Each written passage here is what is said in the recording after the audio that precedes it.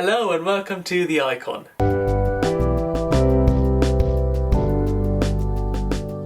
Thank you so much for joining our book club today.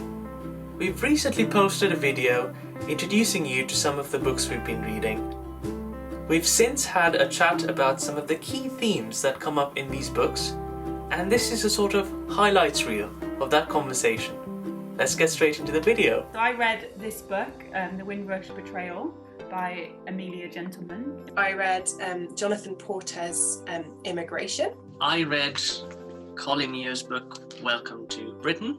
I read Exodus by Paul Collier. So I read Hostile Environment by My Goodfellow.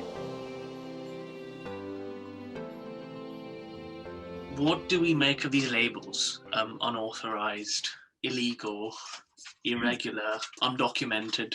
I feel like I've often heard the phrase illegal immigrants applied to asylum seekers, which is just a massive misnomer really, because it is not illegal to seek asylum. It's a human right to be able to seek asylum. Because of course for like many asylum seekers there is no legal route into the country. Like they are reduced to a position where they have to seek illegal means of getting into a country where they have a legal right to claim asylum. It's a very weird paradox. Colin remarks that no person in the eyes of the law is inherently illegal. Their actions might be illegal, like Naomi said. Illegal immigrants is a misnomer. Then there's undocumented. In the book I was reading, the reason why they got threatened with deportation is the fact that they didn't have the official documents. Portes Prefers the term irregular to kind of get off the illegal. As we've already talked about, that things are just not that simple. We have undocumented people who are here very legally. So yeah, just anything that's like a bit complicated. He uses the word irregular, which I guess is quite helpful in being like quite a neutral term, but probably lumps a lot of things together as well. Colin proposes the term unauthorized migrants, so they haven't got prior authorization to enter the country. I think from a legal perspective, it's quite watertight. But any other thoughts on that? I feel like unauthorized is a kind of a negative term. Yeah, I guess I would feel that unauthorized isn't that much better than illegal. I think instinctively I feel similarly to Naomi that it's defining or attaching a label to someone that hinges on a negative and doesn't acknowledge the many different scenarios which might result in them being there. But I don't know what would be a more appropriate term. I think one of the things that my book Hostile Environment brought out is that we kind of hear and use these terms without asking but why they're here in the first place. So it's kind of you straight away jump to the label and the end point rather than kind of considering the background. Catherine and Naomi, if you could shed some light on some of the costs and benefits from an economic perspective. Okay, so here's an interesting statistic. It's researched by the IMF, the International Monetary Fund, and it found that a 1% increase in the migrant share of the adult population results in an increase in GDP per capita and productivity of approximately 2%. I think Paul Collier would share some of that. He says moderate immigration has predominantly favourable economic effects on the indigenous population. But sort of returning to his central idea, he says if migration became increasingly rapid, it would be a different matter. He says both economic and social effects would probably be adverse for the host population.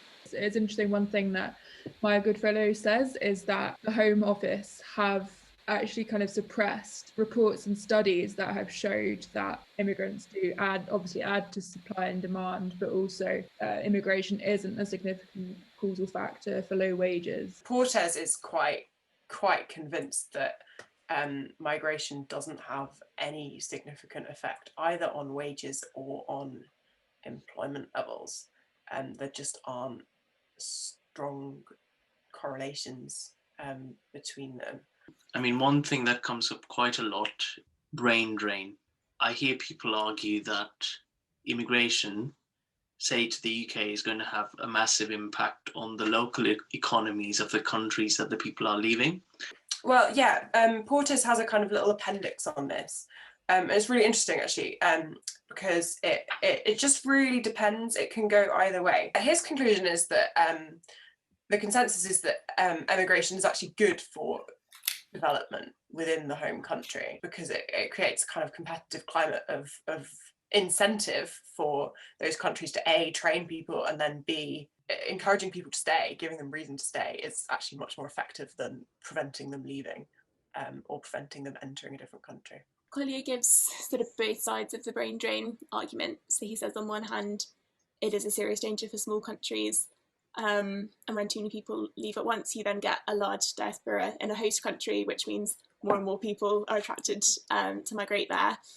So he does acknowledge it as a danger, but he says there are points to counter that. So one is that as the educated population leaves, people within that country will try to educate their children to provide them with opportunities in the hope that they can later migrate. I think the thrust of his argument is that brain drain is a thing, but it's a misleading label, and globally migration stimulates the supply of talent rather than draining it away. Very often it's spoken about in numerical, clinical, cold terms. My good friend goes into that quite a lot, especially she calls out quite a lot of the terminology that's used in politics, which kind of really adds to this kind of dehumanizing sterilization. You so easily hear numbers, but you actually forget the people behind that. So, for example, there's a lady called Paulette Wilson, and Amelia Gentleman met her after being contacted. She gets taken and put in detention centre, and she said during the night she'd just hear screams of people just getting taken at any point to get put on a plane. And she was in there for a week before she was allowed to get out. It really kind of shocked me, because like I said, you can so easily hear numbers and be like, oh yeah, numbers, but then actually there's a person behind every number. Sort of slight change of topic. Going back to the economic reasons and the emotional cost, that whole reason versus emotion thing. Okay, so Paul's got two key ideas on this. So the first is in his opening chapter called The Migration Taboo, where he basically calls for a laying down of arms on both sides in talking about migration policy. The twisting of facts and stats to be dropped, and saying we'll often approach a debate like this with a sense of what's right, and because there's so many different studies with different results, you can find anything to back up your position. I thought his second idea was also really interesting, when he talks about the lack of transparency in politicians talking about these things, and also the lack of real engagement with voters. We don't talk about this in a reasoned way. The only people who will be extremists and racists and xenophobes, and they'll gain traction and political influence. So it's like a call for reasoned discussion.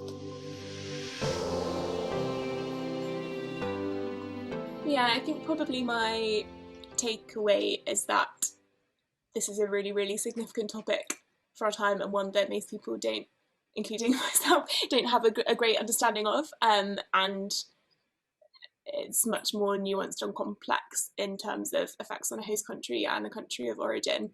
But given how big a question it is, it's really essential that these are discussions that happen in a more reasoned, less loaded way. So I think probably my takeaway is that I need to do more to educate myself on this. And it's fine to come down on a more left-leaning perspective, but I need to be able to articulate that in a way that is compelling and is evidence-based rather than driven by emotion.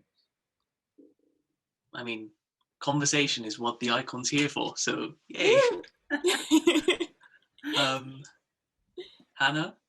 Yeah, I think going straight on from that, conversation point, one of Maya's concluding points is that debate, it has to be more than one side, and so often the immigrant migrant voices are left out of the conversation, and everyone becomes far more one-sided and much less about dialogue and debate.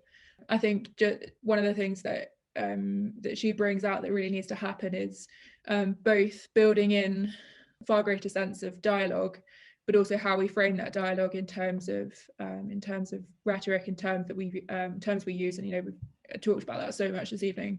But also one of the ways in doing that is just really presenting those real life stories, those tangible human stories, and even within that, not just the stories that show them completely victimized, and obviously they are to a great extent become victims of this system, but also show how they resist and give them that agency in the stories that we tell and the narratives that are portrayed. And by that way, create so much more of a dialogue by trying to equalize the voices in this debate. And like you say, is exactly what the icon's about conversation and dialogue.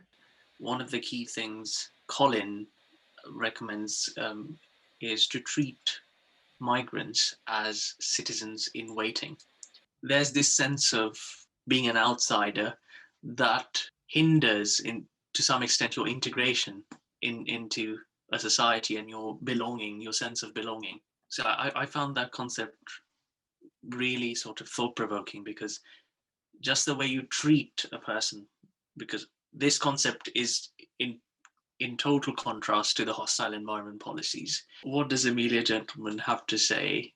Yeah, she doesn't think that it's like fixed now. Lots of people are still, from the Windrush generation, they're still getting deported, they're still getting threatened by it.